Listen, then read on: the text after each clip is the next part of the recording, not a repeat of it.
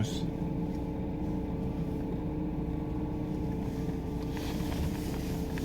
I hate this parking lot. It's so narrow. Anyway.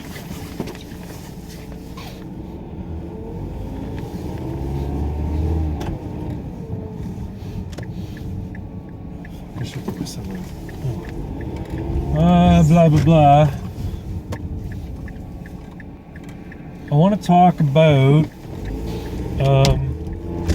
the death of media. By death of media, I mean regular broadcast media. I think 2016 with the presidential election and 2017 with the habits of traditional broadcast media is going to mark the beginning of the end of broadcast media. Print is already dead. Print's been dead for probably a decade now. All you have to do is look at the New York Times and Washington Post and look at the level of reporting that's going on from outlets that used to be revered as being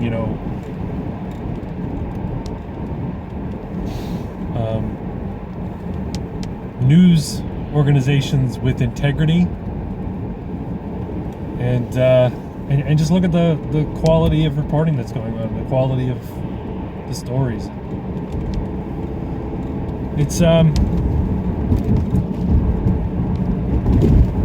no surprise to anybody who watched the election that there was biased coverage. And people on the left will say, "Oh yeah, they wouldn't leave the email scandal alone." Well, to be fair, it's a pretty big fucking deal when the Secretary of State was involved in pay-to-play and some pretty despicable shit as far as, abusing her office and abusing her power and basically just ignoring the rules. That sun's killing me. Sunglasses. Anyway, so there's biased coverage, but people on the left say no, there wasn't. They were covering Hillary's email controversy more than they were covering Donald Trump, and they gave him free publicity and blah, blah, blah, blah, blah. But if you go and look back at the actual stories in the coverage, the vast majority of coverage for Trump across all networks, including Fox, was negative in nature. Now you can say that's because, he's a negative character. Well, he's a controversial character. And you can talk about the controversy of the things he was saying, but to start from a position that, what he's saying is bad, as opposed to simply controversial, speaks to the bias in media. But you can tell that broadcast media and traditional journalism is on its way out simply by, the death throes that is fake news, Russian hacking, all this sort of stuff. You look at the Russian hacking narrative that's being put forward by the administration. They're doing their damn best to make it seem like this is a credible news story when there's not even a shred of credibility to it. And anybody who is at all media savvy and internet savvy knows this. You just have to look at the report that the Washington Post put out, or the Washington Post cited. Even James Clapper was giving a briefing yesterday and trying to make it sound like this is serious business. He still couldn't point to any actual direct evidence. But the media is still putting the narrative that, they have direct evidence. Where's the evidence of the direct evidence? Give us fucking names. Give us names. Give us times. Give us strings of activity that proves that they were hacked specifically by Russian agents. Anyway. And I think when you think about how government has for the longest time used broadcast media and the mainstream journalism profession as their their air of credibility and their their mouthpiece to make them seem that they they have not only authority but expertise.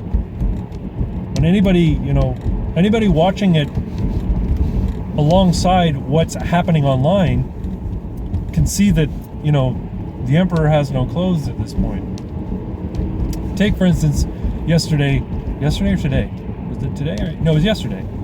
Yesterday, James Clapper's giving his briefing, and Senator John McCain, is up there looking very statesmanlike, very asking questions. Well, to what degree do we know that Russia was involved, and if Russia was involved, is this not an act of war, and should we not take a more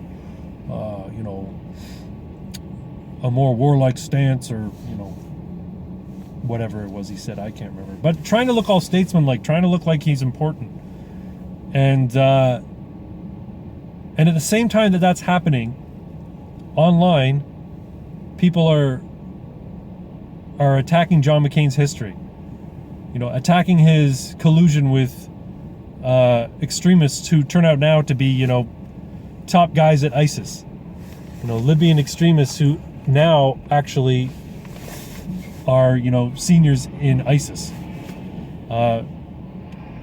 People calling into question his patriotism during the Vietnam War, saying that he was actually a traitor, giving out making speeches, talking about how he was well treated and that America is bad, and he was basically doing like a Tokyo Rose broadcast while he was a prisoner in Vietnam, and basically calling into question his patriotism as he's on screen talking in this briefing. Whereas before, government officials would have the ability to say some talking point, sound official, sound statesmanlike, and the mainstream media, the broadcast media, would eat it up and present it as, well, there you have it right from the horse's mouth, folks. This is the true official story. I mean, I guess you can't recognize propaganda until you see a counter argument, right? When it's just an official news story, you think, well, there's the news, there's the unvarnished truth, because it's the news that was presented to us by government officials, and it's reported by official news organizations, and you have to take their word for it, folks, because they're the source. These are the people who know what's going on. They're informed, and if you want to be informed, you let them inform you. Not so much anymore. Nobody has to rely on mainstream media for information anymore. The same information that journalists get now is available to everybody else. And this was a point that I used to raise when I argued people about, fact checking during the election. Folks, fact checkers are no different or better or well informed or have no greater access to information than anybody else. If you know how to put in a search string into Google or Bing, you can find out the exact same information that they do. And people got lazy. They would hear Trump say something and then quickly go to the fact check sites to make sure he wasn't full of shit. Well, you can do that yourself, and even the fact checkers were found to be biased. They would mark something as false when it wasn't entirely false. They would mark something as false because the headline was inflammatory, but what was actually said was actually true, right? So you shouldn't trust fact checkers like Snopes or PolitiFact or any of these other websites. Trust your own instincts. Does it sound like it's bullshit? Then go online and look and see if it's bullshit. My point is that mainstream media is dying. Broadcast media is dead. By the end of 2017, nobody will listen to a goddamn thing CNN says. It's they're all a bunch of fucking hacks and jokers. Don Lemon. I tried to get this hashtag trending yesterday. Fire Don Lemon. Don Lemon yesterday, after that kidnapping event, he took shit because he was saying, well, I don't think it's evil. I think they just, they had bad home training. Are you fucking kidding me? Putting your elbows on the table is bad home training. Talking over somebody is bad home training. What is a home training anyway? That's fucking something you use to talk about a dog. Bad upbringing, right? If you burp and don't say excuse me, that's bad upbringing. Kidnapping somebody, torturing them, cutting their scalp. What are you fucking idiots doing? Kidnapping somebody, keeping them for 48 hours, laughing about it, broadcasting it on social media, and thinking it's a big fucking joke. That's not bad upbringing. That's deplorable behavior. That's despicable behavior. And, for the grandmother to come out, and of course it's the grandmother, right? The grandmother comes out and says, oh no, Brittany, she's actually a really good girl. This isn't like her, and I don't know why she behaved like this. I'm sorry, but you know what? It's what your grandkid does when you're not around that determines whether or not they're good people. Okay? When your granddaughter's around you and is all polite and she eats her vegetables and says, yes, grandma, I love you, that's not an indication of who she really is. That's an indication of who she wants you to think she is. When she behaves like this with her friends, this is the true measure of somebody's nature. How they act when they don't think it matters. And it matters. And for Don Lemon, this fucking idiot, to come out and say, it's not evil. They just had bad upbringing. No, it's fucking evil. Doing that to a disabled person, doing it to anybody's evil, but doing it specifically targeting a disabled person because they're white and realizing that they're easy pickings, that's fucking evil. Sorry. That's what shitty fucking people do. And for Don Lemon to say, oh, that's not evil. That shows that his integrity as a journalist, if the bar's up here with, Walter Cronkite and Woodward and Bernstein, then Don Lemon is way down here. How he ever got a spot on CNN as a serious news anchor is beyond me. The guy's a total twit. What's more, what else? This is the same guy who got drunk on New Year's Eve, got his ear pierced, and had to have his mic cut because he couldn't control. He can't hold his liquor, and he couldn't control his couldn't moderate his speech. Befitting a journalist. He was there in the capacity as a journalist, and it's okay to tie one on and have a good time, but he behaved like a schmuck and an idiot. This is the same dipshit who, when that plane went missing, I guess about a year or so ago, he was looking at the Twitter feed while these experts were talking about the details of the incident. And he decides, not anybody else, but he decides to bring up, could black holes have caused this? Could this be the result of black holes? Oh, are you fucking retarded?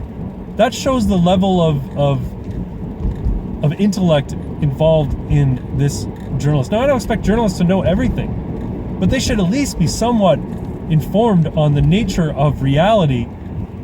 And when they start putting this kind of garbage out there as a serious question, could it?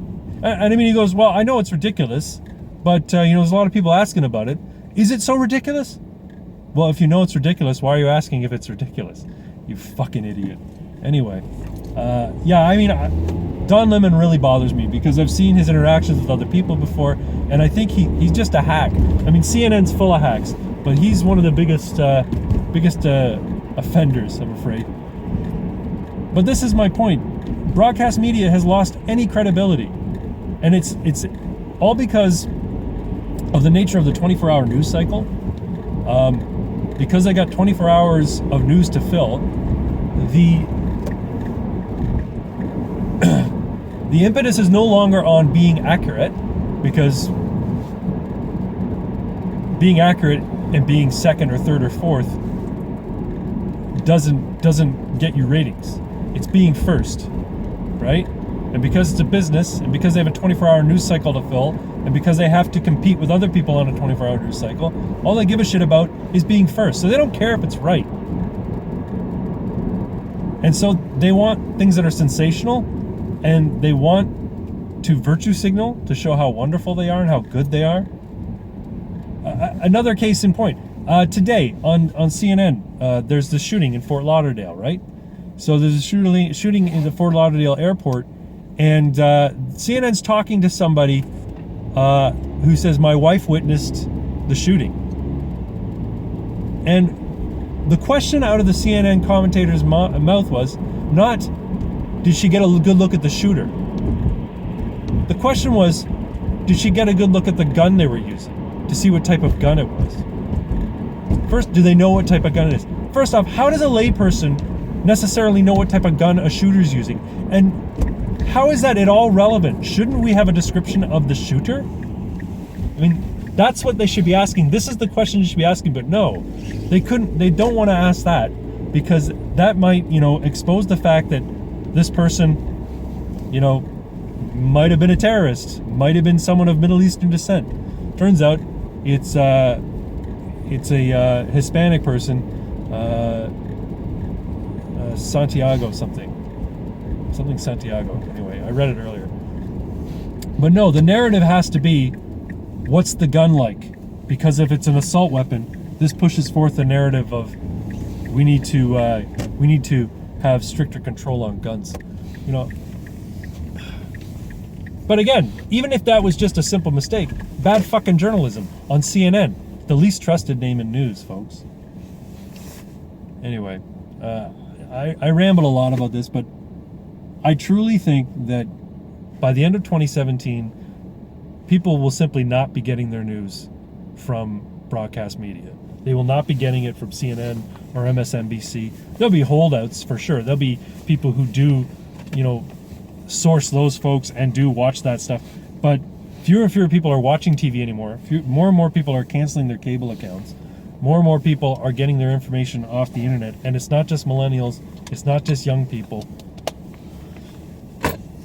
It's more people across broad demographics. And the kind of shitty coverage you're seeing of everything now is really just the death throes of a dying medium.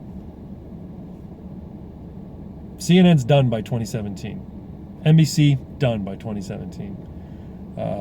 And when I say done, I don't mean that they're going to go bankrupt. I just mean they're going to become less and less relevant to the point of being a joke. They're already a joke, but not everybody's in on it yet.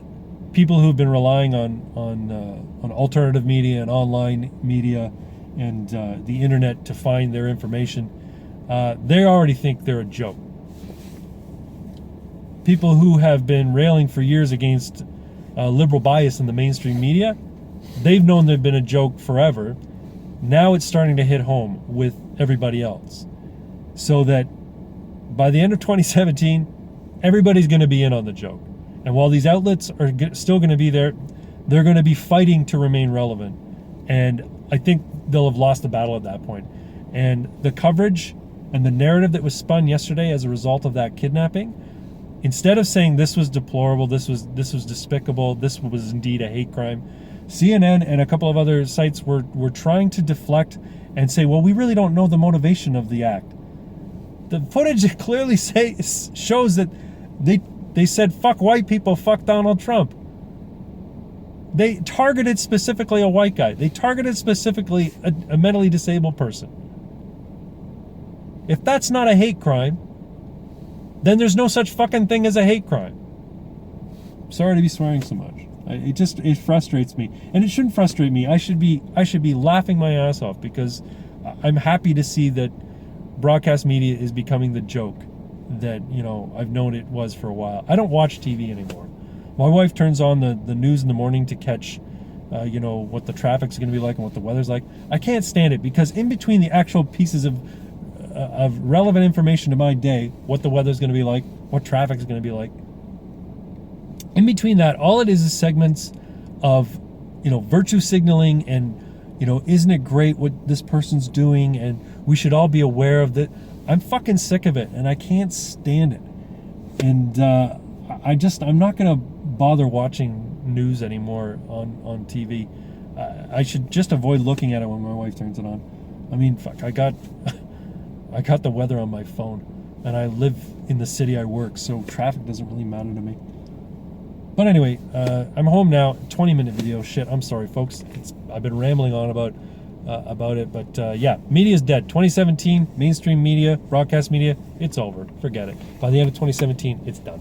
Thanks very much, and like and subscribe. Thanks.